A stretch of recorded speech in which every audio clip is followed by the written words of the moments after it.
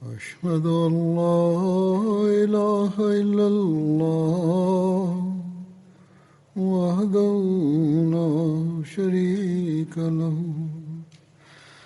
وأشهد أن محمدا عبده ورسوله أما بعد فأعوذ بالله من الشيطان الرجيم بسم الله الرحمن الرحيم الحمد لله رب العالمين الرحمن الرحيم مالك يوم الدين إياك نعبد وإياك نستعين اهدنا الصراط المستقيم صراط الذين أنعمت عليهم غير المغضوب عليهم ولا الضالين. Bismillahirrahmanirrahim. Hazreti Halifatul Mesih, da Allah bude njegov pomagač, je rekao: ranije sam govorio o ekspedicijama i pobjedama i borbama koje su se desile u toku hilafeta Osmana radijallahu anhu i nastavit ću da govorim o njima danas. Ali bin Muhammed Madjani prenosi da je Tabristan bio osvojen u vrijeme Hazreti Osmana radijallahu anhu u 30. poslije hidžre pod komandom Sejd bin Ausa radijallahu anhu.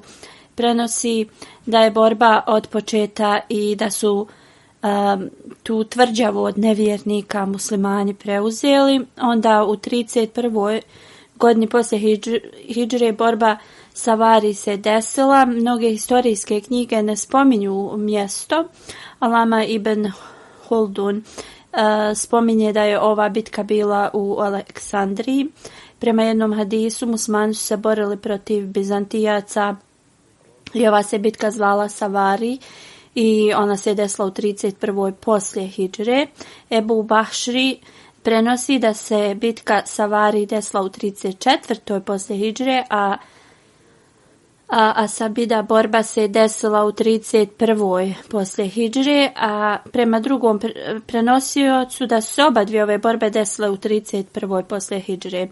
Kad je Hazreti Abdullah bin Sad bin Abi Sarh pobjedio Francuze u Afrikiji i Bizantici su bili tad uzrujani i otišli su kod Konstantina II. Poslije ovoga su se prijemila ta armija da se bore protiv muslimana i muslimani se nisu susreli sa takvom armijom od početka islama. Ova armija je imala 500 mornarica. Amir Muavija je postavio Hazreti Abdullaha bin Sada bin Abi Sarh za komadanta te armije. Armije su se tad sukobile i poslije duge borbe Allah dželšanuhu je dao pobjedu muslimanima i Konstantin II. Sa svojom vojskom je pobjegao. Osvajanje Armenije se desilo u 31. Poslije hidžre. Prema Vagdiju tu armiju je osvojio Habib bin Maslama Fehri. Hurasa je osvojena u 31. poslije hidžre. Hazreti Abdullah bin Amir je krenuo na Hurasu i osvojio je to mjesto i okolne gradove. Onda su uspostavili ugovor mira. Ekspedicija prema bizantijskoj teritoriji se desila u 32. poslije hidžre. Amir Muavija se borio protiv njih i došao je do granice Konstantinopola. U 32. poslije hidžre Abdullah bin Amir je osvojio mnoge predjelja današnjeg Afganistana. Abul Ešab Sadi prenosi od svog oca da Ahnaf bin Kejs se borio sa ovim ljudima dugo u noć, dok Allah dželešanu nije im dao pobjedu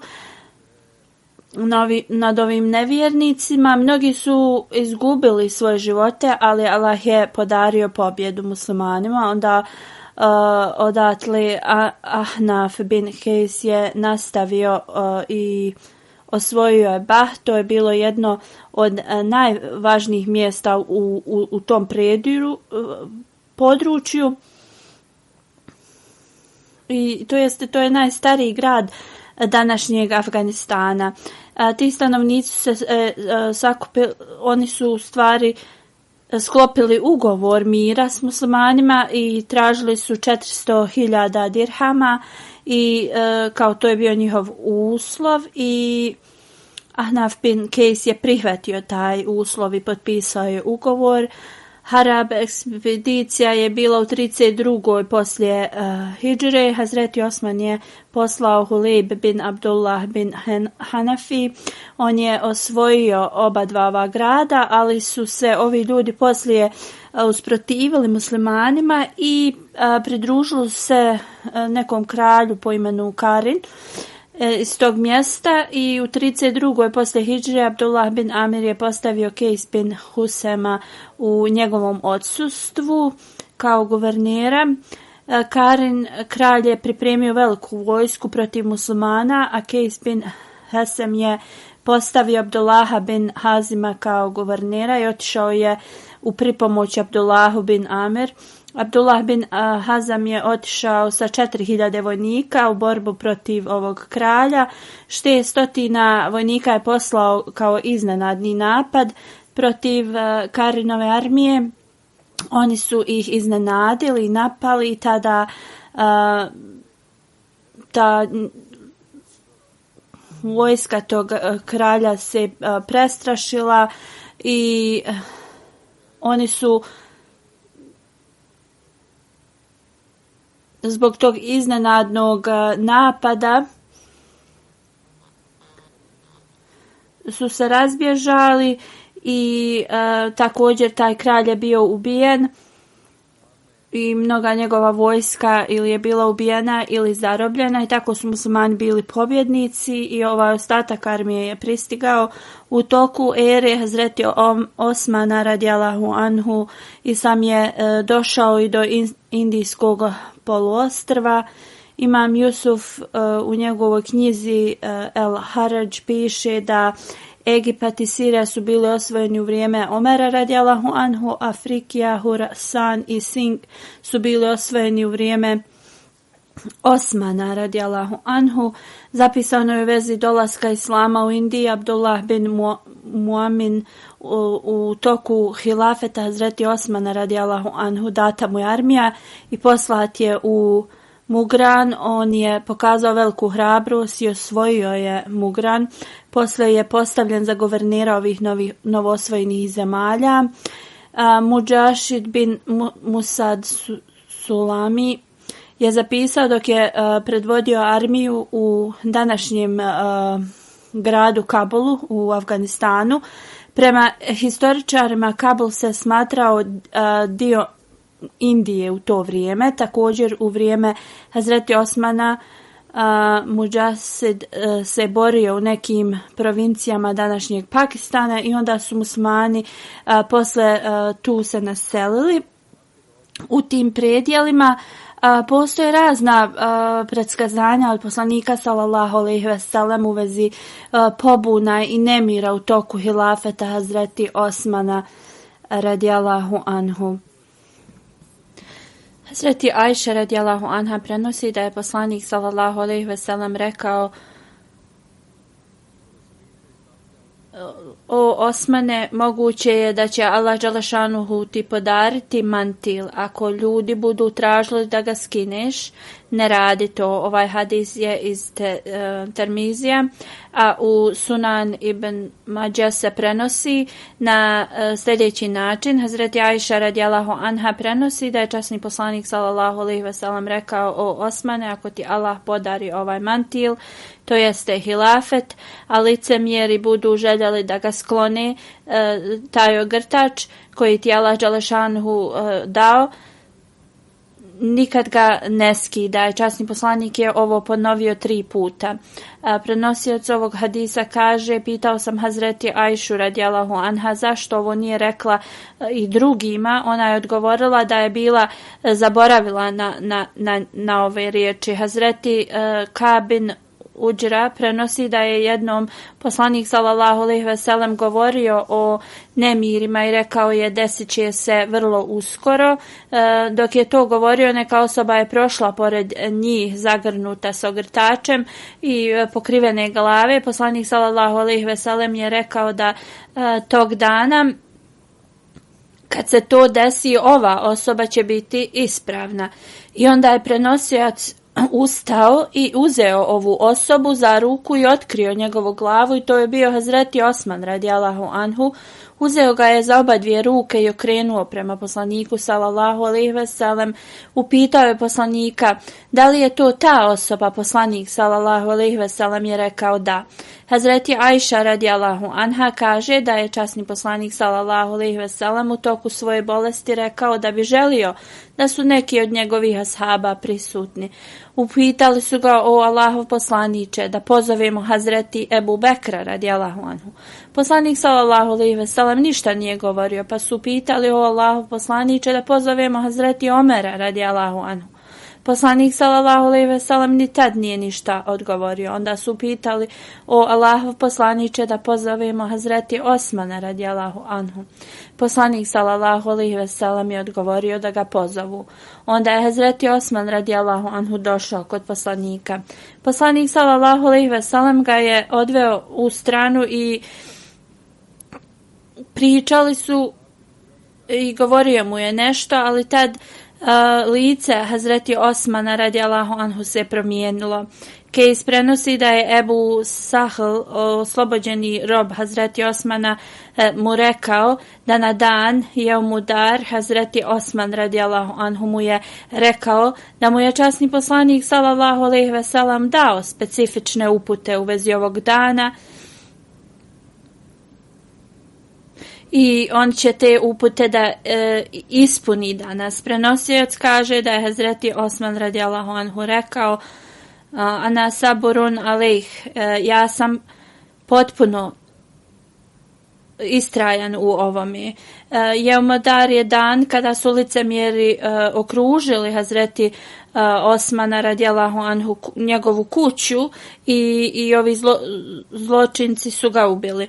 Hazreti Muslim Maud radijallahu anhu je detaljno objasnio u vezi pobuna i nemira koji su izbili u toku hilafeta Hazreti Osmana radijallahu anhu i u vezi tih faktora koji su prouzrokovali ovome. Hazreti Muslim Maud govori da oba dvojica ovih časnih ljudi, to jest Hazreti Osman i Hazreti Ali, su bili predani, pobožni ljudi Islama od samog početka Islama, a ashabi su također najbolje voće Islama i da se protiv njih uzdignu neke optužbe je velika sramota Islama. Svaki iskreni musliman koji zaista razmisli o ovome shvatit će da su ovi ashabi iznad svakih osuda. Ovo nije tvrdnja bez temelja. Historija nam je dokazala i kogod otvorenih očiju promatrajući historiju, ta osoba će da shvati. Hazreti Muslim Maud radijallahu anhu je rekao: moje istraživanje u vezi ovoga jeste da kogod iznosi laži ili osude protiv ove dvojice časnih ljudi i drugih ashaba, to su samo djela protivnika Islama. Poslije smrti ashaba, takozvani muslimani su zbog svojih ega iznijeli razne optužbe protiv ove dvojice časnih ljudi, kako god istina je uvijek bila na njihovoj strani i nikada nije ostala u tajnosti. Onda u vezi svega što se desilo u Hazreti Osmanu radijallahu anhu, Hazreti Muslih Maud postavlja pitanje na to kako se ovo desilo. On kaže, neki govore da se to desilo zbog Hazreti Osmana radijallahu anhu, dok drugi govore da je to bilo zbog Hazreti Alija radijallahu anhu. Neki govore da je Hazreti Osman izmislio neke inovacije u islamu koje su uzburkale ove stvari muslimane, dok drugi govore da je to Hazreti Ali u tajnosti radio protiv Hazreti Osmana da bi on postao halifa i tako rezultat toga je bila smrt Hazreti Osmana. Hazreti Muslih Maud radijallahu anhu kaže da oba dva razloga koji su navedeni su lažni. To jeste, niti Osman radijallahu anhu uveo bilo kakve inovacije u vjeru, niti je Hazreti Ali imao bilo šta sa smrti od Hazreti Osmana ili da je spletkario sa licemjerima. Postoje drugi razlozi za ovo, oba dvojica njih su bili časni ljudi. Poslanik sallallahu alejhi ve sellem je rekao u vezi Hazreti Osmana da je on služio islamu na takav način da može da uradi šta god hoće, Allah kad neće pitati za to. Ovo je spomenuto u Sunan Tirmizi i ovo ne znači, Halifetul Mesih kaže da on na primjer ostavi islam i da neće biti pitan za to. To je značilo da je on bio u takvom stepenu vjere, do te mjere da za njega nije bilo moguće da radi greške za koje bi bio pitan. On nije bio čovjek koji bi mogao išta protiv šerijata da uradi, niti je Hazreti Ali bio osoba koja bi u tajnosti karila da bi on dobio hilafet. Hazreti Muslih Maud dalje govori, mi vidimo da prvi 6 godina hilafeta Hazreti Osmana ne postoje nemiri. Ljudi su bili generalno zadovoljni s njim. U historiji nalazimo da su mu se čak i divili. I da su ga u tom periodu ljudi više kao da je Hazreti Osman bio više draži ljudima nego Hazreti Omer. Ne samo da im je bio drag, već kao možemo da vidimo kroz opis nekog pjesnika da su se divili njemu. Nekoliko stihova tog pjesnika je o pobunjenički narode, nemojte da uzimate prava i imovinu naroda u vrijeme Osmanove vladavine, jer Ibn Afan je taj koji upravlja prema kuranskim naređenjima i otklanja one koji su protiv njih. On je uvijek bio čuvar kuranskih naređenja i on je taj koji uči ljude ovim kuranskim naređenjima. Kako god u 7. godini njegovog hilafeta vidimo kampanje ne direktno protiv njega, ali protiv nekih ashaba i guvernera. Tabari spominje da je Hazreti Osman detaljno se brinuo za sva prava ljudi, kako god oni ljudi koji nisu bili pripadnici islama na početku, oni nisu bili zadovoljni i nisu bili zadovoljni s time što im se nije davala ta neka istaknuta čast kao ashabima poslanika sallallahu alejhi ve sellem, ili nisu dobivali isto bogatstvo kao raniji ti ashabi. I posle nekog vremena ovi ljudi su kao ta superiornost tih ranijih ashaba, to im je smetalo i oni su to kritikovali kao da je to nepravda prema njima bila. Kako god oni su se bojali muslimana i da će ih muslimani kao protiv njih se okrenuti, pa oni nisu to odmah govorili, ali oni su to, znači u tajnosti su ljude okretali protiv ashaba. I kad bi dolazili, na primjer, neki muslimanima koji nisu baš bili toliko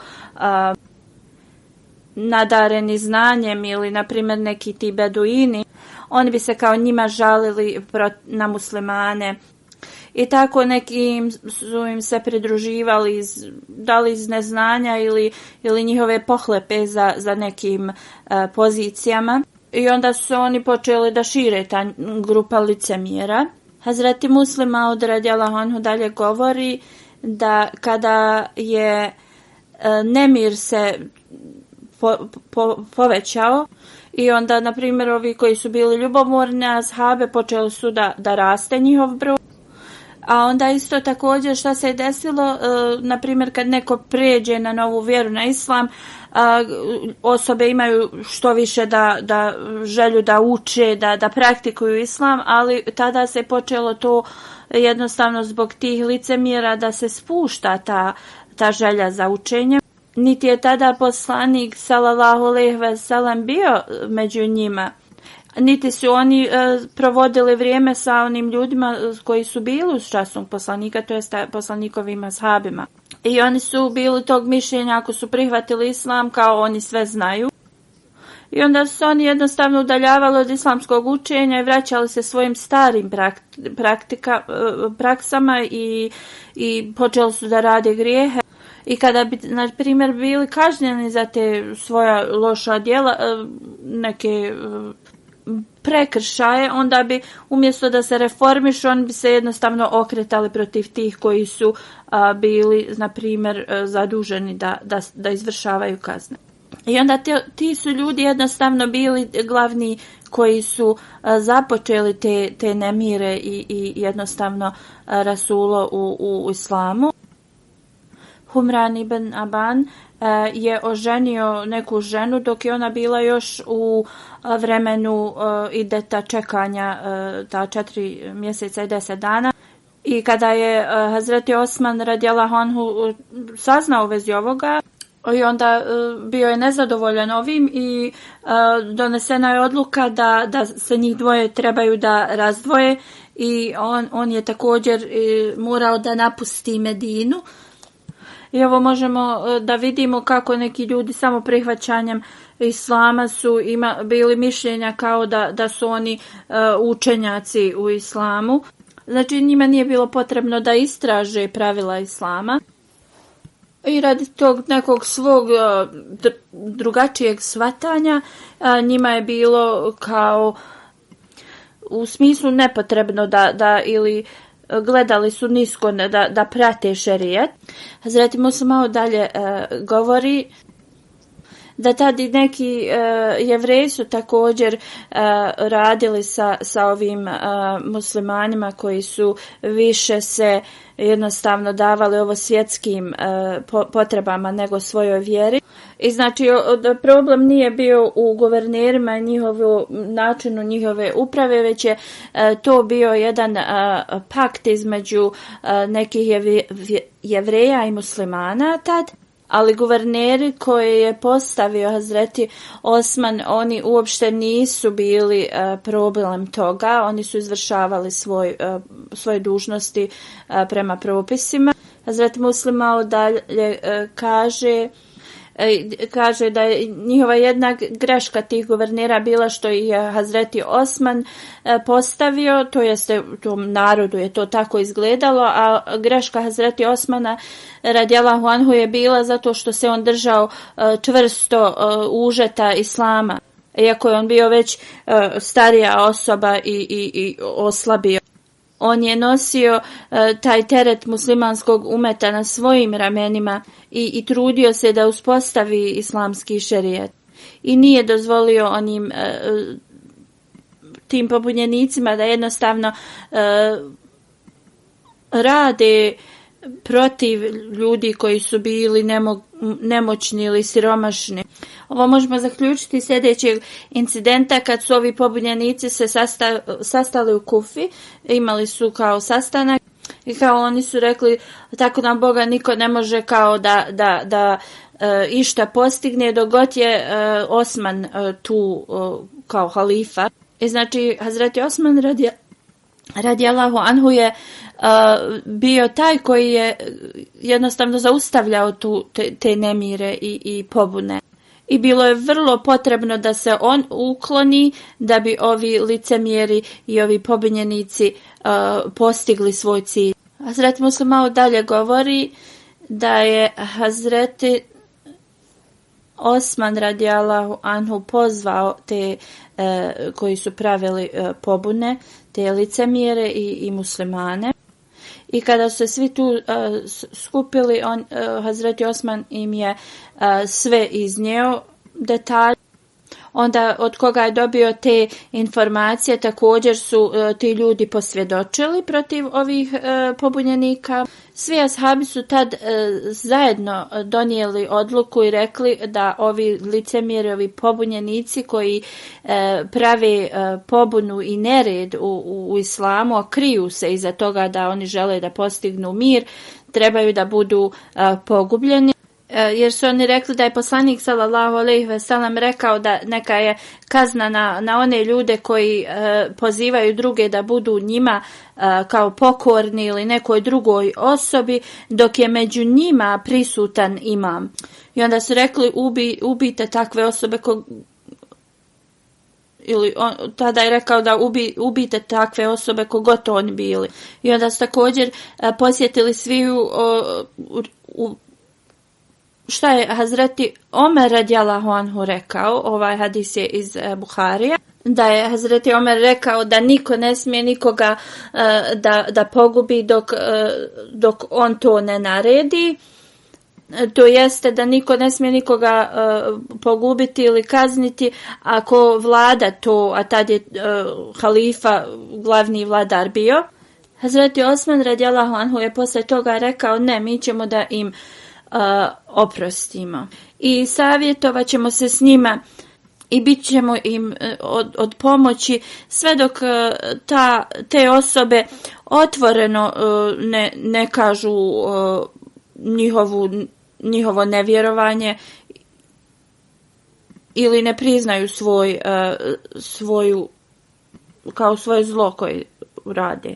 Hazreti Osman je rekao, ovi ljudi su rekli neke stvari koje vi znate, kako god njihov plan je bio da jednostavno vode debatu sa mnom u vezi ovih problema i tako da oni mogu da se vrate i da kažu mi smo vodili debatu sa Osmanom i mi smo ga kao pobjedili u tome. Ovi ljudi su rekli kao, Hazreti Osman je rekao da dok sam ja putovao da sam klanjao kompletan namaz, dok poslanik sallallahu alejhi ve sellem kad bi god putovao, on bi skraćivao ili klanjao bi kasr, skraćeni namaz, ali ja sam samo na Mina klanjao namaz, cijeli namaz, ali i to sam uradio zbog dva razloga.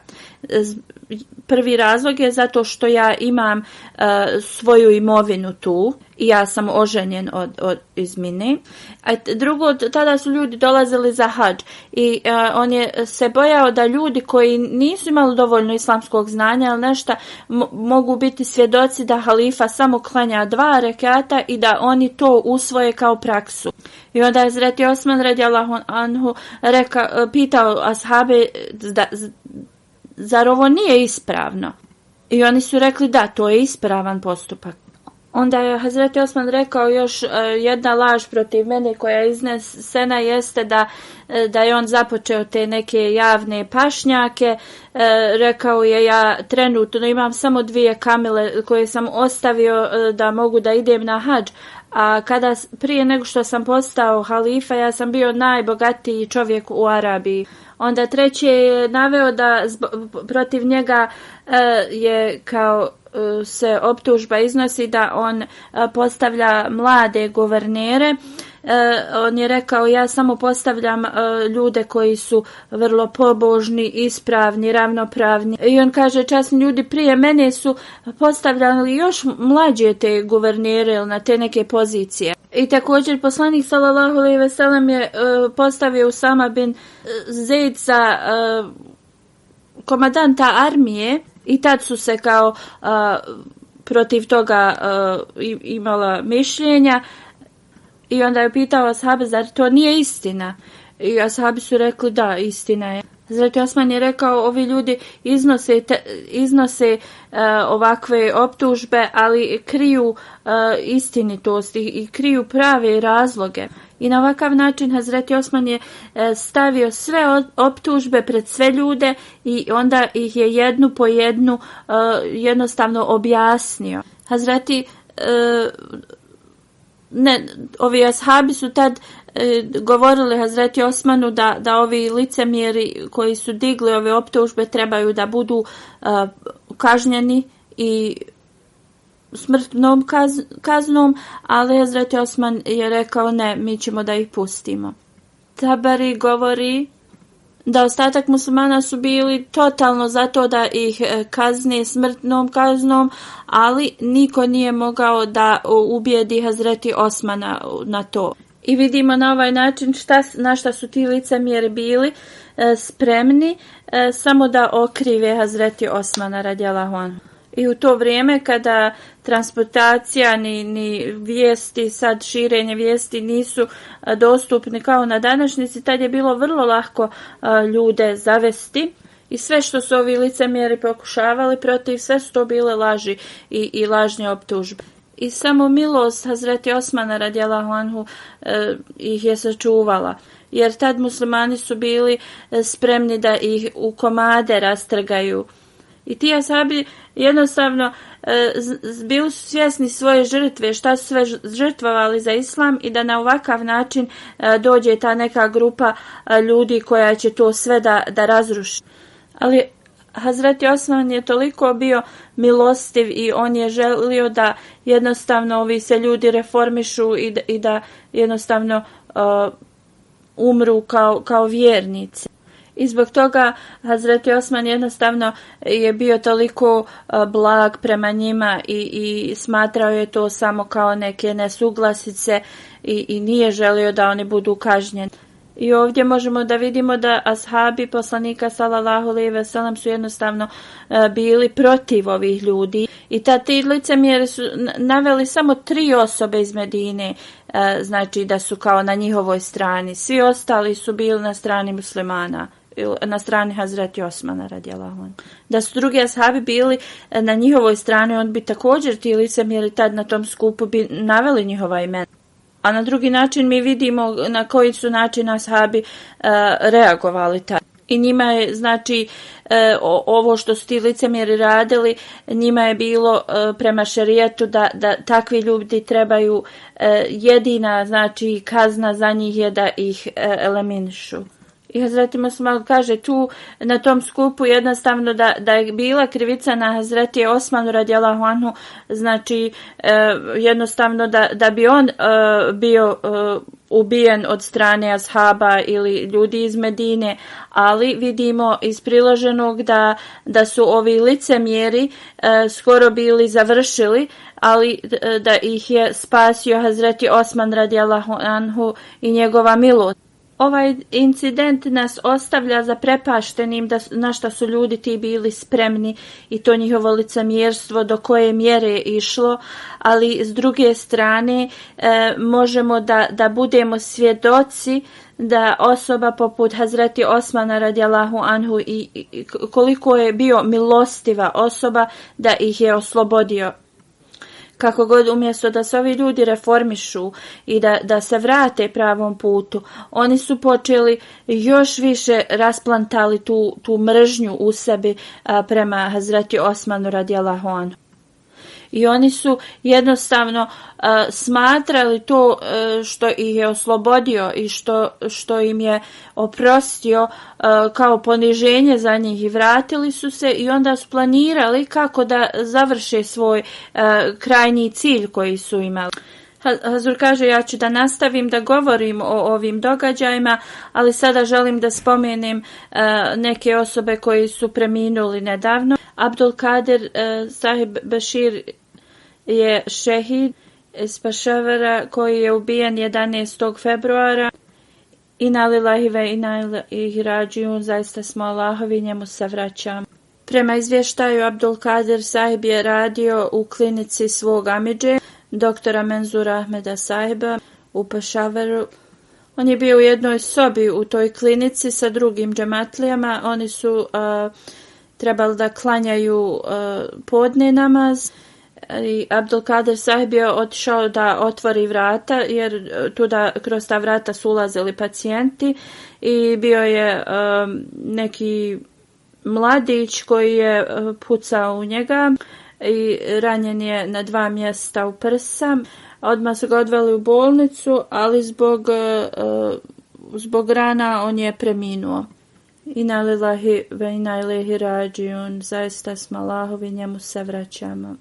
On je imao 65 godina. Što ga je ubio, policija ga je uhapsila ili su ga ljudi uhvatili. Abdul Kadir Sahib i još tu porodice Ahmedi u tom mjestu su prolaze kroz progone. 19. januara 2009. godine ova klinika je također bila napadnuta i tad je Abdul Kadir Sahib bio ranjen u nogu i bio je znači prinuđen da se odseli iz Pešavara i nakon dugog vremena vratio se u Pešavar i zbog nesigurne situacije prije 2 mjeseca se mora opet odseliti u Rabu. Njegova porodica je u Rabi, ali on je boravio u tom mjestu radi svog posla, jer je radio u toj klinici. Nizamuddin Ahmed je njegov djed i Ahmedijat je došao u njegovu porodicu preko njegovog djeda. On je imao čast da da svoj bejat za vrijeme Halifatul Mesih I. Njegov djed je imao 2 braće, jedan je bio inženjer, jedan doktor. I kada su čuli u vezi obećanog Mesije, još dok je bio student, taj jedan od amidža koji je studirao za doktora, otišao je u Kadijan. Obećani Mesija je stavio svoju ruku na njegovu ruku i rekao da je on vrlo dobar mladi čovjek. Ali kako god, on nikada nije dao bejat. I poslije je došao u Veliku Britaniju kao student, a to je bio njegov djed. On je 1908. godine kad je saznao da je obećani Mesija preminuo, otišao je u Kadijan ponovo i dao je bejat u ruci Hazreti Halifatul Mesih I. I onda brat od njegovog djeda koji je bio inženjer također je dao bejat u ruci Hazreti Halifatul Mesih I. radijallahu anhu. I onda i njihov otac njegovog djeda je dao bejat i porodica prihvatili su Ahmedijat.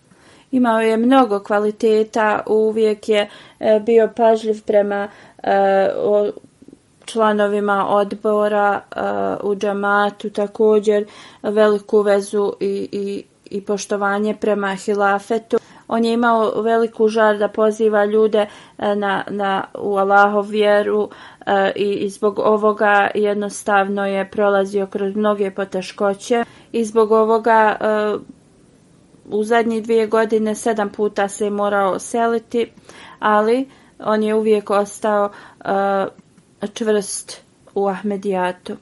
Osim tahadžud namaza i regularnih obaveznih namaza, učio je redovno časni Kur'an, volio je mnogo da se druži i bio je vrlo saosjećajna osoba i nikad u svom životu se nije posvađao ni s kim. Njegova supruga kaže, prolazili smo u životu kroz uspone i padove, ali nikada nije pokazao nikakvu agresivnost. Iako bi ja nekada njemu govorila ljutito, on bi uvijek na vrlo blag način meni odgovarao. Uvijek je bio blag prema svojoj djeci, imao je veliku želju da postane šehid. I rekao je kakvo god iskušenje prolazio, nikada neće okrenuti svoja leđa hilafeti Ahmedija. Radije smrt ću da prigrlim. Ona dalje piše način.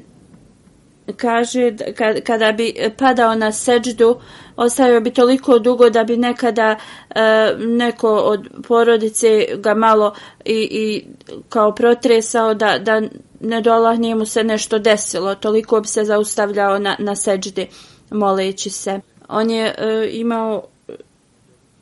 služio u džamatu u raznim uredima ostavlja iza sebe svoju suprugu, 4 sina i 5 kćeri. Da uzvišeni Allah uzdigne status ovog šehida i da zaštiti one koje on ostavlja iza sebe. I da uzvišeni Allah podari njegovoj djeci da nastave da rade dobra djela kao što je on. Druga dženaza je od Akbar Ali Saheb, sin od Ibrahima Saheba, koji je bio pritvoren radi vjere. Preminuo je 16. februara. Inna lillahi wa inna ilaihi rađiun. Akbar Ali Saheb je bio zatvorenik radi vjere. On je preminuo u zatvoru od srčanog udara. 2. maja 2020. godine su on i još dvojica optuženi. I u oktobru kada su trebali da budu oslobođeni, sud je donio odluku da trebaju da idu u zatvor. Trebalo su da se brane sa slobode, ali sve trojica su onda otišli u zatvor i onda u januaru su imali suđenje i taj sudija je jednostavno nije želio da čuje drugu stranu, dao im je vrlo tešku kaznu. I 4,5 mjeseca je proveo u zatvoru, 55 mu je godina bilo kad je preminuo. On je, hvala uzvišenom Allahu Musi, Ahmedijat je došao u njegovu porodicu preko njegovog oca Ibrahim Saheba. On je dao bejat u vrijeme Halifatul Mesih II. Radijallahu anhu 1920. godine, također njegov otac i njegov brat. Akbar Ali je služio u armiji 23 godine i penzionisao se iz armije prije 16 godina i radio je u osiguranju poslije. Bio je vrlo hrabra osoba, vrlo odgovorna osoba i radio je u banci kao osiguranje prije nego što je bio pritvoren. A protivnik naš Ahmedijata je rekao tom menadžeru u banci da kao zaposlio si kafira. Taj menadžer je rekao ja svaki dan provjerim snimak i Akbar Ali Saheb je svaku noć klanjao na file i uči Kur'an i također posti Ramazan. Onda kako takva osoba da bude kafir? Halifatul Mesih kaže ovaj menadžer je vrlo hrabra osoba kad je to rekao. Ali Saheb je bio predsjednik džamata lokalnog tu 6 godina, a prije nego što će otići u zatvor je služio kao finansijski sekretar u svom lokalnom džamatu. Brinuo se uvijek za siromašne, bio je vrlo gostoprimljen, blag prema svojoj porodici i volio je da širi poruku islama. I imao je vrlo dobre argumenta kad je to radio i zbog toga je prolazio kroz mnogu opoziciju. I zbog opozicije on je morao da napusti svoj posao. Iza sebe ostavlja 2 supruge, sina koji ima 19 godina i kćerku koja ima 16 godina. Da uzvišeni Allah mu podari njegovu milost i oprost i uzdigne njegov status i da uzvišeni Allah sačuva njegovo potomstvo i zaštiti ih i da nastave da rade dobra djela svog oca.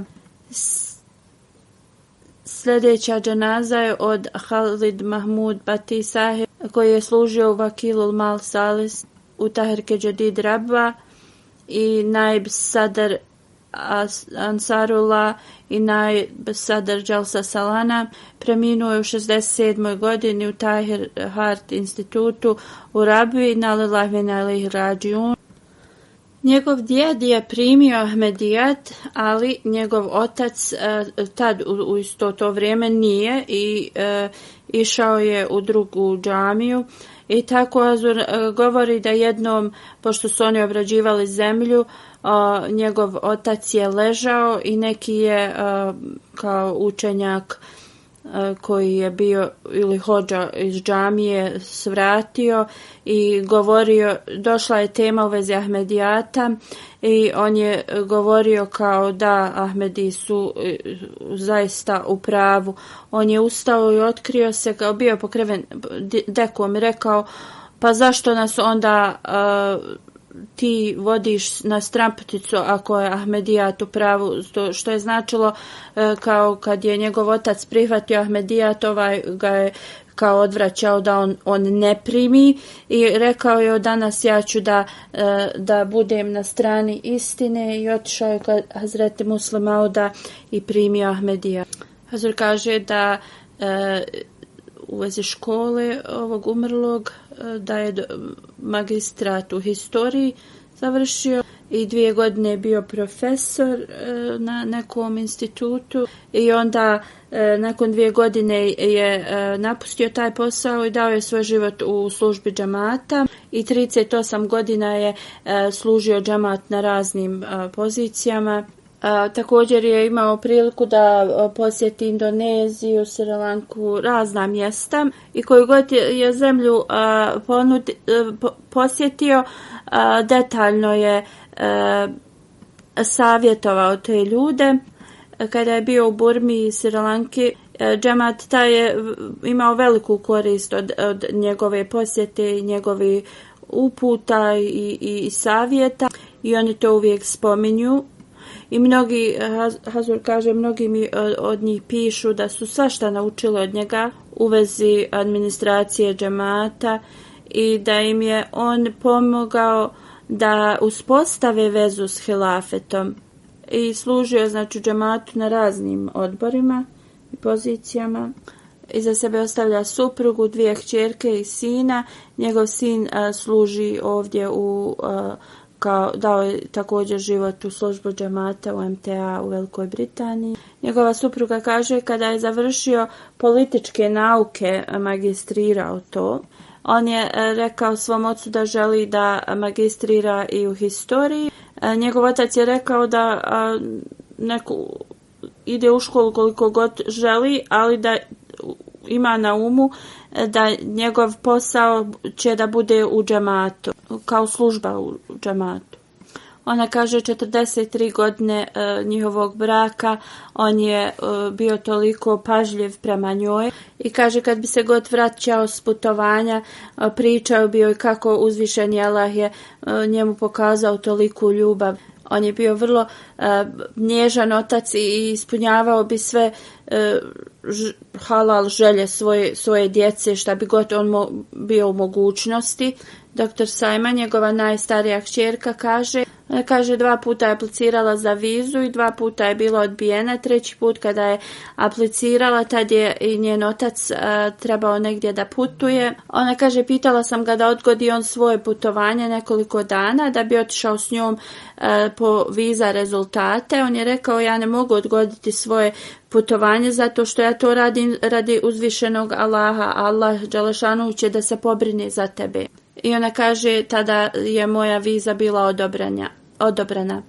Njegova mlađa kćerka kaže da je on bio toliko dobar otac, uvijek nas je savjetovao dobro, uvijek je radio džematske službe i to je bio njegov prioritet. On bi uvijek završavao svoj džematski posao pa bi onda dolazio kući. Imao je veliku ljubav prema džematu i službi i svoju vjeru bi uvijek stavljao na prvo mjesto i službu prema vjeri. I uvijek bi služio sa velikom lojalnosti džemati. Rekao bi nam kad god prolazimo kroz poteškoće da stavimo svu vjeru u dragog Allaha. I rekao je da Allah nikada neće da vas ostavi same i zaista to je tako i bilo. Njegov sin piše da, otkako se sjećam svog oca, uvijek je bio u nekoj službi u džematu i kaže kad bi god prolazili kroz teške trenutke, on bi nama govorio da zbog toga što on služi uzvišenog gospodara da će Allah da pošalje pomoć i zaista tako je se uvijek i dešavalo. Njegov sin kaže, iako je toliko bio predan službi u džematu, on nikada nije zanemario svoje obaveze kod kuće i sve bi postizao. Like Ahmed Saib koji služi u Tahrike Jadid kaže da ja sam radio s njim 38 godina. On kaže uvijek je poštovao tradiciju džemata.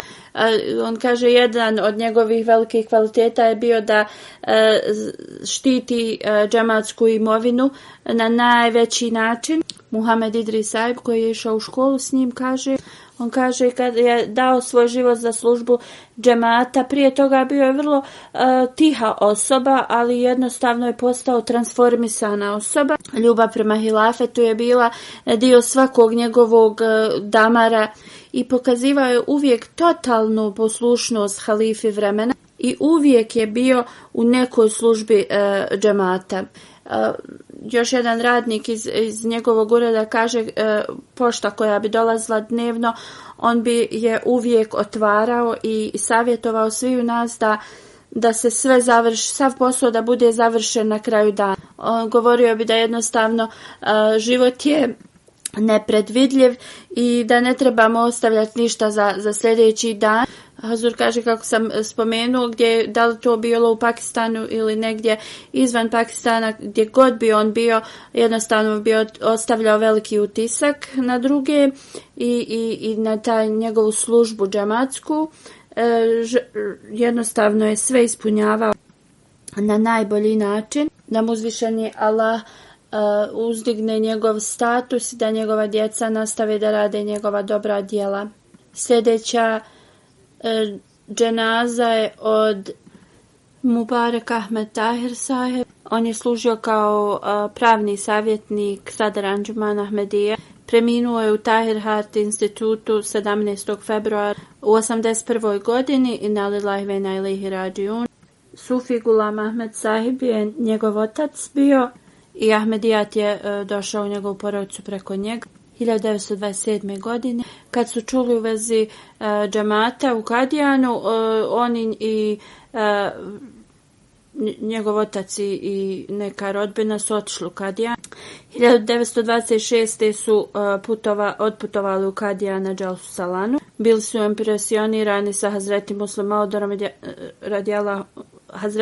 Maudom radijallahu anhu i s džematom i onda su dali bejat. Izvinjavam se, nisu dali bejat tad, ali je on odlučio sljedeće godine opet da ode u Kadijan, ali ti rođaci nisu išli. I sljedeće godine, 1927. kada je bio na Džalsi, dao je bejat, imao je 28 godina.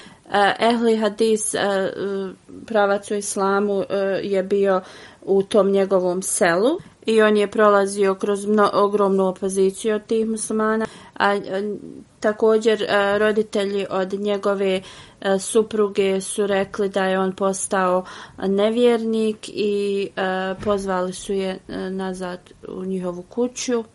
Ali kako god njegova žena je rekla, poslije nekog vremena, vi što govorite da je on kao nevjernik, on je postao bolji musliman nego što je bio. I ona je rekla, ona se njemu vratila, ali cijelo to selo se okrenulo protiv njih, jednostavno nisu im ni vodu dali. I morali su da idu nekoliko milja da bi sebi vodu donosili. On kaže nakon nekoliko sedmica to vrelo ili bunar u tom selu je presušio i ti ljudi su rekli zato što smo zabranili Sufi sahibu da koristi vodu, bunar je presušio. Onda su ti ljudi otišli i kada su htjeli da iskopaju novi bunar i rekli su da on da prvi donaciju za taj bunar jer su vjerovali ako on da prvi donaciju za to da će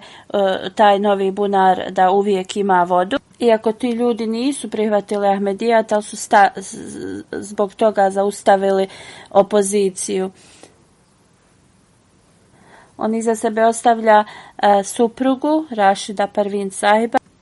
Uzvišeni Allah je blagoslovio sa 5 sinova i 2 kćeri. Jedan od njegovih sinova je Hafiz Ijaz Tahir sahib, koji živi ovdje u Islamabad. I on je profesor u Džamii Ahmedija UK. Nasir Ahmed Tahir je još jedan njegov sin i on služi u Review of Religion magazinu u Kanadi i također je dao svoj život u službu džamata. 1968. je završio magistrat, onda 1969. je još nešto završio, neki diplomu i 1970. godine je započeo svoj vakf, bio je prihvaćen. Onda je bio poslat u Ugandu kao profesor.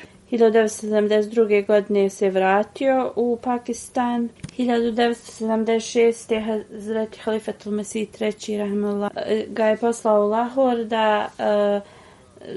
da steknu obuku u vezi poreza i nekih i onda 1978. je bio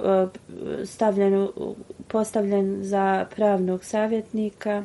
1. jula 1983.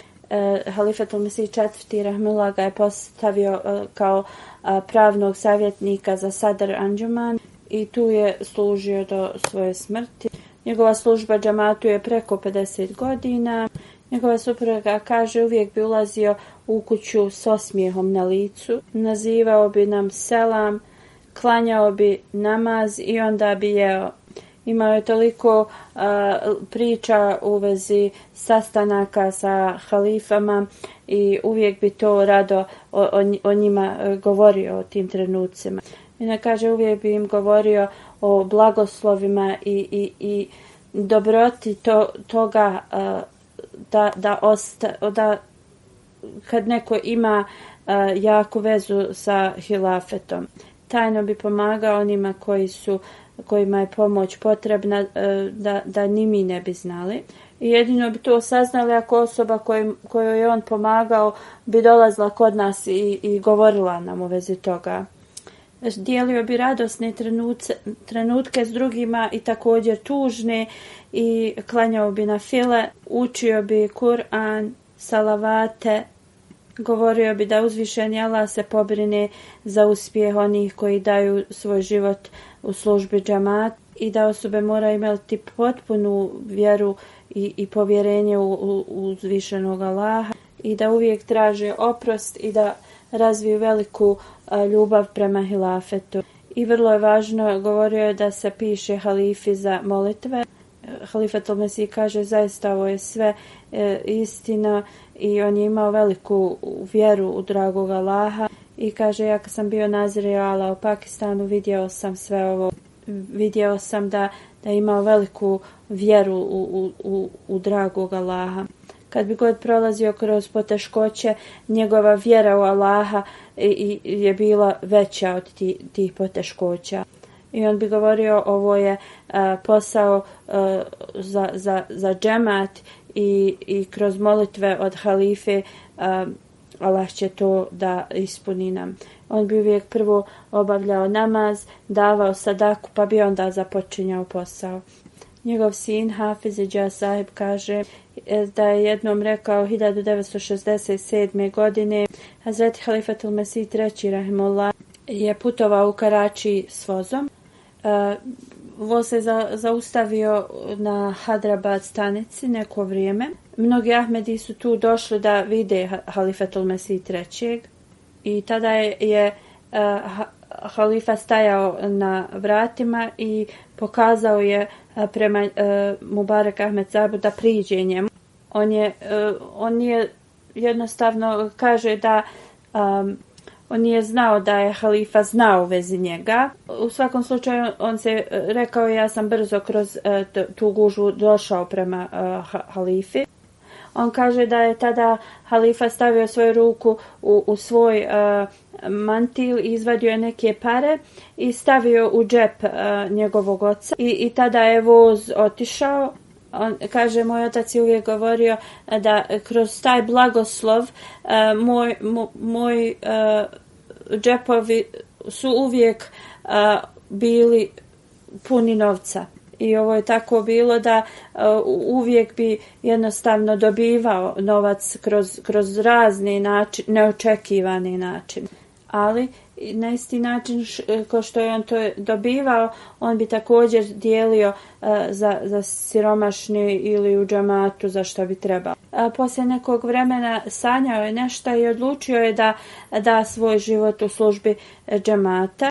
On kaže, tad je već bio ugovoren njegov brak i održao se nikah, ali nisu živjeli tad još zajedno i njegova ta supruga je došla u Hyderabad i neko od njene porodice je rekao kao da je ona čula da je on dao svoj život u službi džemata i da su oni kao saznali da ovi koji daju život u službi džemata nemaju dovoljno ni da jedu. On je bio puno nezadovoljan tim što je čuo i rekao, pa mi smo samo su imali nikah i da oni još nisu počeli da žive zajedno, ako je ona toliko nezadovoljna, ako su oni toliko nezadovoljni, da oni mogu da prekinu to. Na ovaj način on je održao čast tog svoga vakfa i džemata također, ali na isti način uzvišeni Allah je uvijek njemu na razne načine davao imovinu. On je bio pravni savjetnik u toku vremena Halifatul Mesih III i morao je puno da putuje izvan grada i putovao je autobusom jer mnogi nisu imali u rabve auta. Hazreti Halifatul Mesih, da kad se on god vrati s putovanja da dođe i da se sastane sa Halifatul Mesih. On kaže, jednom sam došao tako kasno, nekoliko sati prije sabah namaza i jednostavno nisam mislio da trebam da se javim Halifatul Mesihu, da ga ne bi uznemiravao u to doba i da će mu se javiti na sabah namazu. Tada kad ga je vidio Halifatul Mesih III na sabah namazu, pitao ga je kada si se vratio, rekao je prije nekoliko sati. Halifatul Mesih mu je rekao da si došao i da si mi se javio, možda bi ja zaspao nekoliko sati prije sabaha. Ja sam se brinuo i čekao te da se vratiš. Njegov sin piše, kada sam ja odlučio da krenem u džamija Ahmedija i da dam svoj život u službi džemata, moj otac mi je rekao, dati život u službi džemata znači potpuna poslušnost. Ti imaš malo brz temperament, a to nije baš prilično za ovakve za ljude koji daju život u službu džemata. Da daš svoj život u službu džemata, to znači služba s potpunom poslušnošću. Ako si ti u stanju to da uradiš, onda sam ja presretan. Ali ja ne želim da ti, ako nije to slučaj, da ti daš svoj život i posle da napustiš službu. I ovo je bila njegova uputa koju je dao svom sinu. Hvala uzvišenom Allahu, do sad njegov sin ispunjava ovo. I da nastavi da Allah dželešanu da ga pomogne da nastavi da ispunjava ovu svoju dužnost. On bi uvijek savjetovao što god njegovi ukućani rade, kada hudba počinje od Halifatul Mesih, da se sve ostavi i sluša. Ako ikakve instrukcije i kakvo finansijsko žrtvovanje u hudbi je spomenuto, on bi to odmah počeo, čim se hudba završi, da ispunjava. I svoju djecu bi također savjetovao da to urade.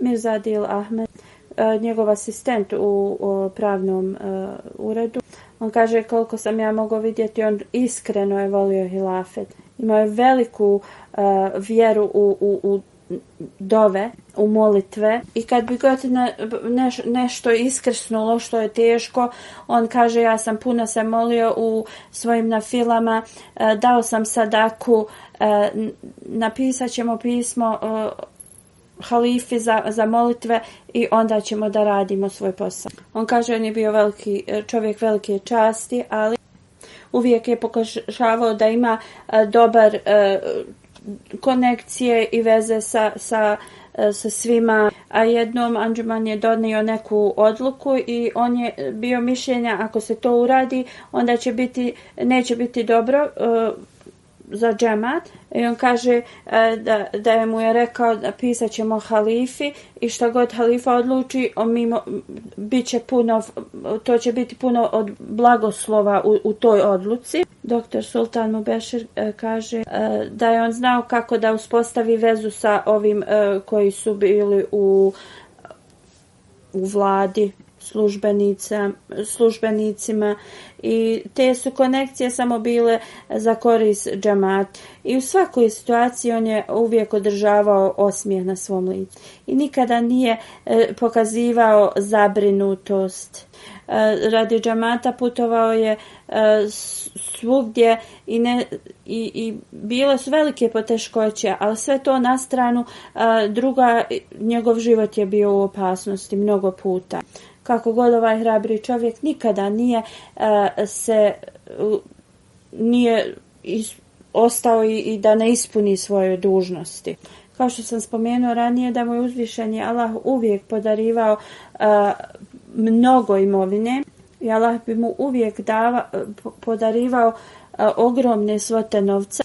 Doktor Saib kaže jednom je dobio oko 5 miliona rupija. On od toga je dao otprilike 60% u razne džematske potrebe i također je pomogao siromašne.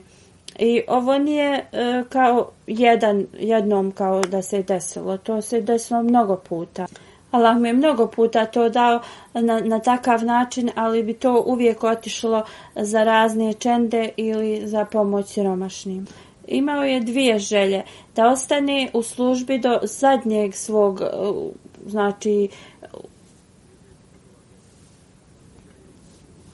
do zadnjeg svog daha, a druga želja je da bude jednostavno nezavisan, da ne bude ni na čijem teretu. Allah mu je ispunio oba 2 ove želje. Halifetul Mesih kaže, ja sam svjedok mnogih njegovih velikih kvaliteta. Sve je ispunjavao sa vrlo preciznim i bez ikakve zabrinutosti. Njegovo povjerenje u Allaha je bilo izvanredno, da mu uzvišeni Allah uzdigne njegov status i da njegovo potomstvo budu primaoci njegovih molitvi. Poslije džume ja ću da klanjam dženazu u odsustvu svim koje sam spomenuo, ako Bog da.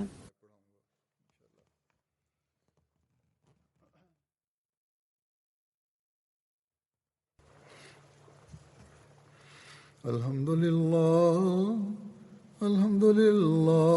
nahmaduhu wa nasta'inuhu wa nastaghfiruhu wa nu'minu bihi wa natawakkalu alayhi wa na'udhu billahi min shururi anfusina wa min sayyiati a'malina.